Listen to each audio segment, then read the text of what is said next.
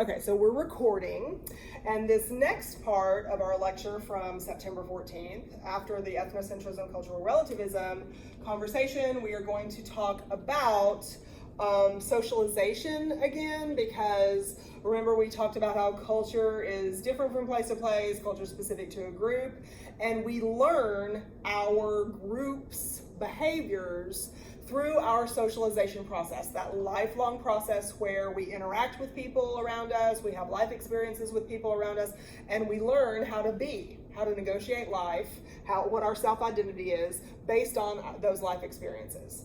So there is a category of things called agents of socialization that we refer to, and this is how we learn what our norms are for our individual social group. When we experience life with the agents of socialization to which we are exposed, that's where our early knowledge comes from, like our primary socialization that we talked about a minute ago. When we said, how old are we when we have our first memory?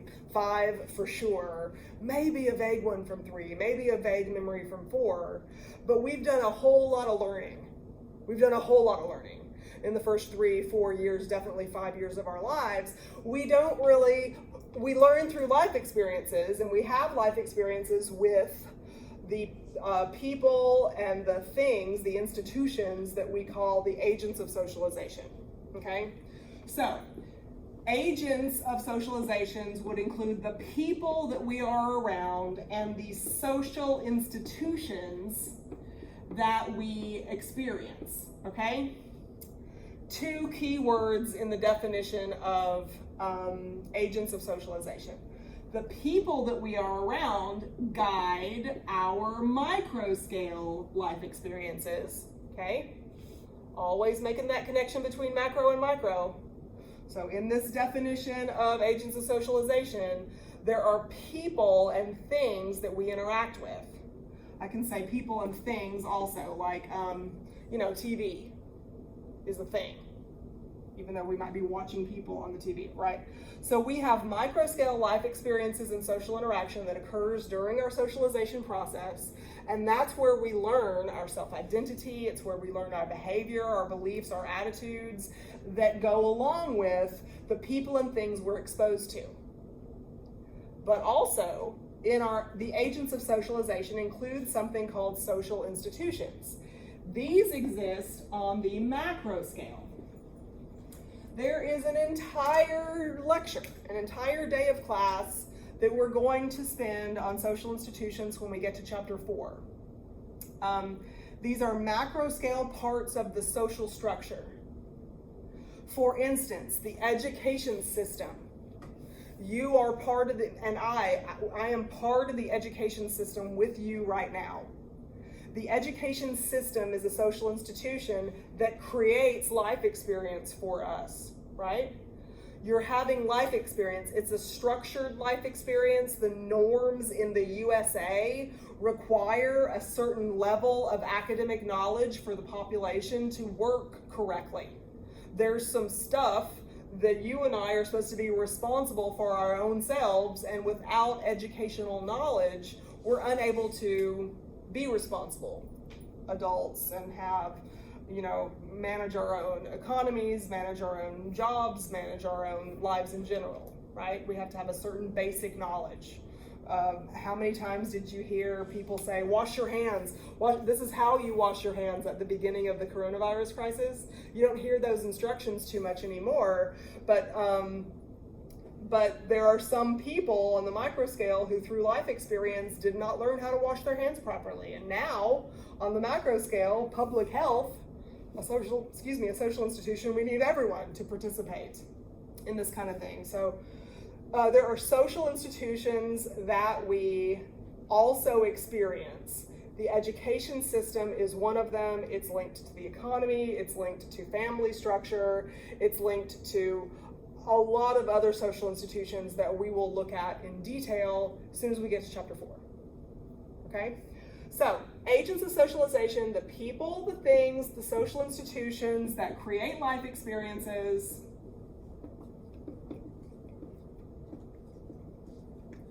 create life experiences for us, and therefore they create learning experiences.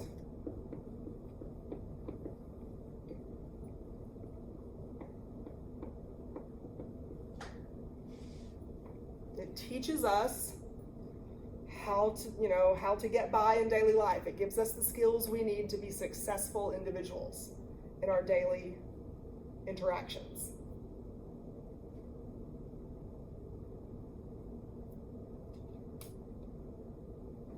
So early on in our socialization process, it's primarily people and the things like computer programs or TV shows or something like that the people in control of us allow us to experience that create our concept of the world.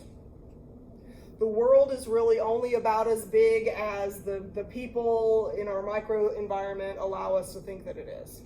And our brain capacity also, we'll talk about that some on Wednesday of this week. Our brain capacity really, really early on, just like our skeleton is not fully grown, is not as big as it's gonna be eventually. Our brain doesn't have those neuroconnectors established yet.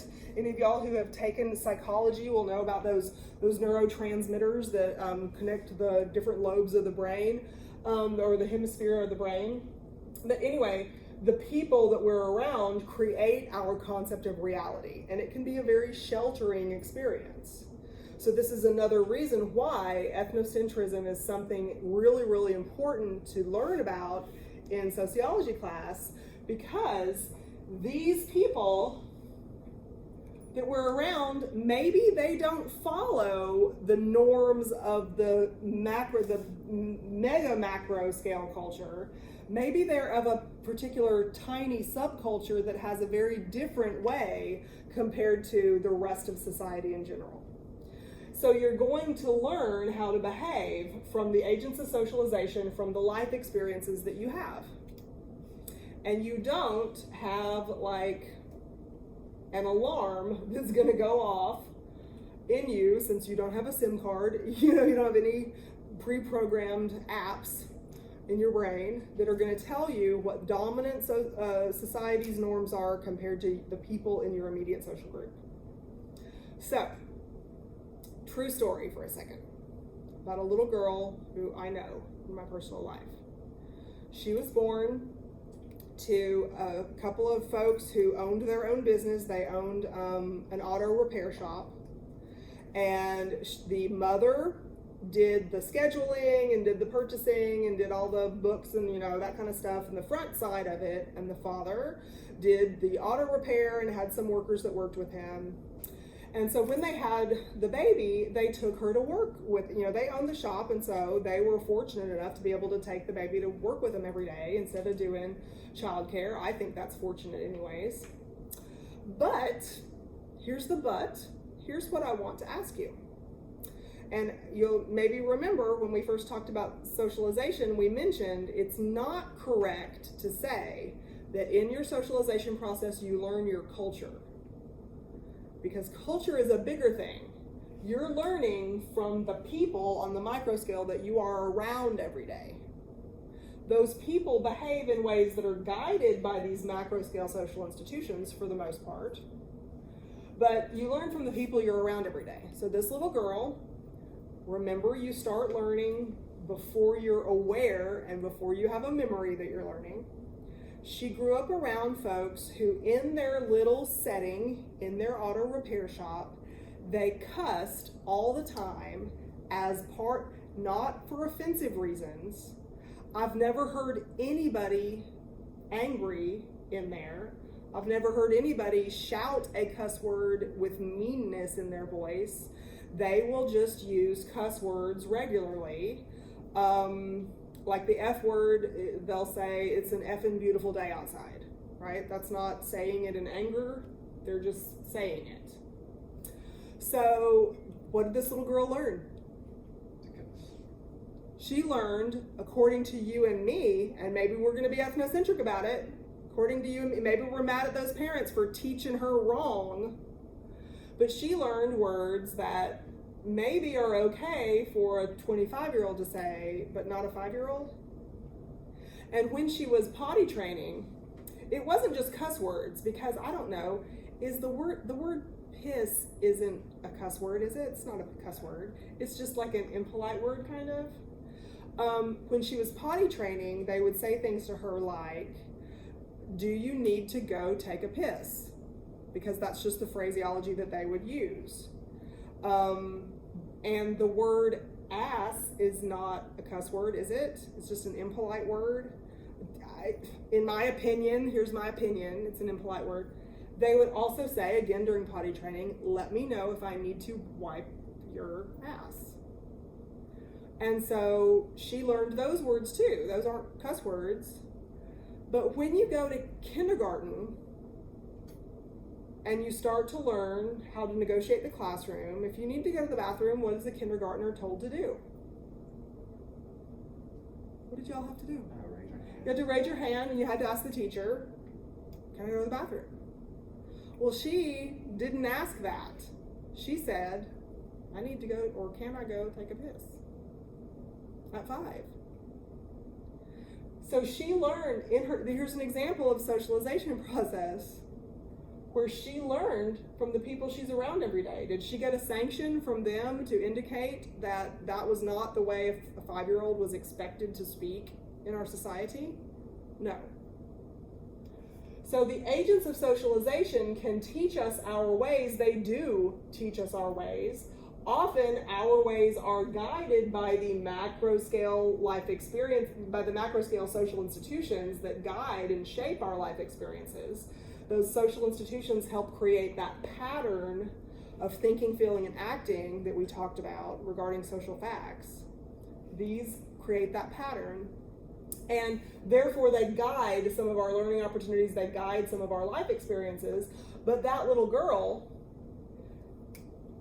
started out with the agent of socialization, that was her family and the folks she was around every day. So there's an agent of socialization, her mom and dad, and the people that her mom and dad took her around every day, good people, in my opinion. She learned from their daily interactions. But remember, you don't stop learning when you're 5 and you're good to go. So then she went to kindergarten, which is part of the or I won't say education system here, I will say school. Then she went to school. And does school have rules? School has expectations too, because you don't come to school with nothing. You come to school with 4 or 5 years worth of learning already, right? We'll talk about that too, about how there's kind of an entrance exam for kindergarten, really, to see how much you know already. But she went to school. School has rules, school has expectations. She had new life experiences from the peers that she interacted with. Here's another agent of socialization. Her peer group, the kids who were in her kindergarten class, her teacher, who is the authority figure within the school. This created a different set of life experiences that gave her information about how to be successful in life, about how to get by day to day. Her peers gave her yet another reference of life experience to contribute to that learning opportunity, series of learning opportunities that happen in your socialization process.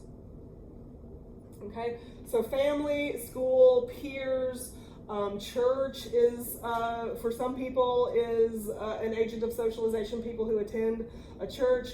The mass media is an agent of socialization. That would include things like TV. You know, we learn from, you know, music and movies and TV shows and stuff like this.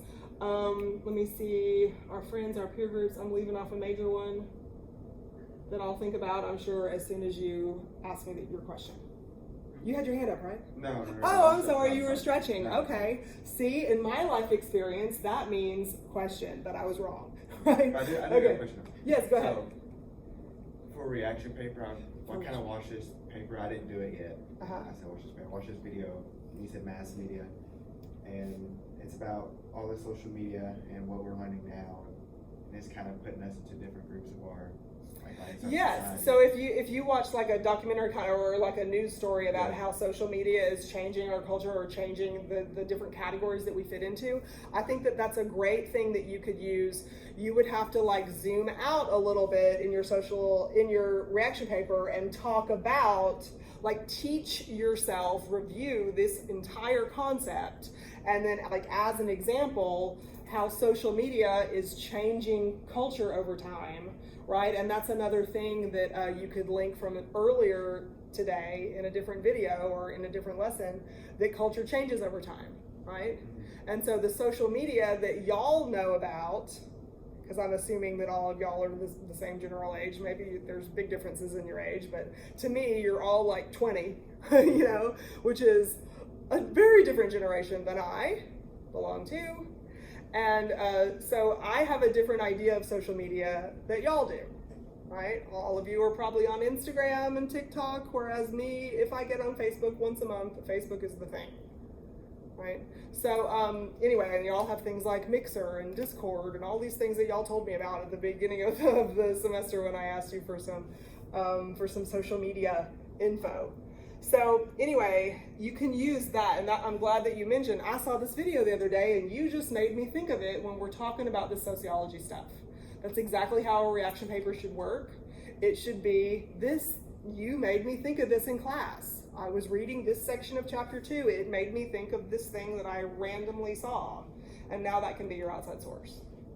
Okay, so good question that I'm sure helped a lot of people wonder, or who might have been wondering about outside sources. Anybody else? We're good? Okay, so there is this topic, the agents of socialization, comes out of chapter 3. The ethnocentrism, cultural relativism topic from the earlier part of today's lecture comes out of chapter 2. Remember, we are talking about both of those things simultaneously because they go together so well. Can you tell they go together really well? I hope. Hope I did a good job at that. So what we're going to do on Wednesday for class, or Thursday for class if you're a Tuesday, Thursday student, we will finish up chapter 2 and chapter 3, I think completely, which will essentially bring about an end to unit 1. So if you're organizing your notes, you should be organizing your notes into units, because as I mentioned at the beginning of class, we are in the 4th week, and at the end of the 7th week, we're gonna have our midterm exam. You need it's all open book, it's all open notes, right? Because it's gonna be on Blackboard and you're gonna do it outside of class time.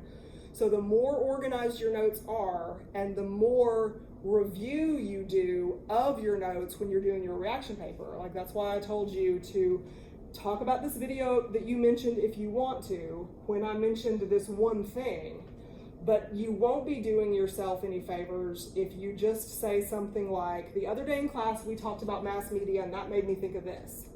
Because what you need to do is remember the significance of this. It's one tiny bullet point way down at the end of a long conversation about agents of socialization. So you can use that reaction paper as an opportunity to review what the heck, ooh, I didn't mean to scratch it out, I meant to underline it. What the heck is socialization to begin with? What are these agent things about socialization? Why is this one of them? And here's a particular video that reminded me that's also linked to culture changes over time from a previous thing that we talked about in class. Make sense? So use those reaction papers constantly as you're doing them as an opportunity to review these notes. You'll have it fresher on your mind, or more fresh, is whichever is correct. You'll have it on your mind so that if you see a question about any of these things on the midterm, which you probably will, you won't, that won't be one of the questions that you have to spend so much time on, because you'll be like, oh, I know this one, right? So use those reaction papers for that. Okay, any other? I'm gonna send you the video just to be safe though. It's really good. I would love to watch it. I'm sure. Yeah, send me a video. I'll put it on my list. I've got a long list of must watch, so I'll get to it very soon. I want to watch these things. Okay, so that's the end of September 14th, and all you online folks, bye, and see you next time.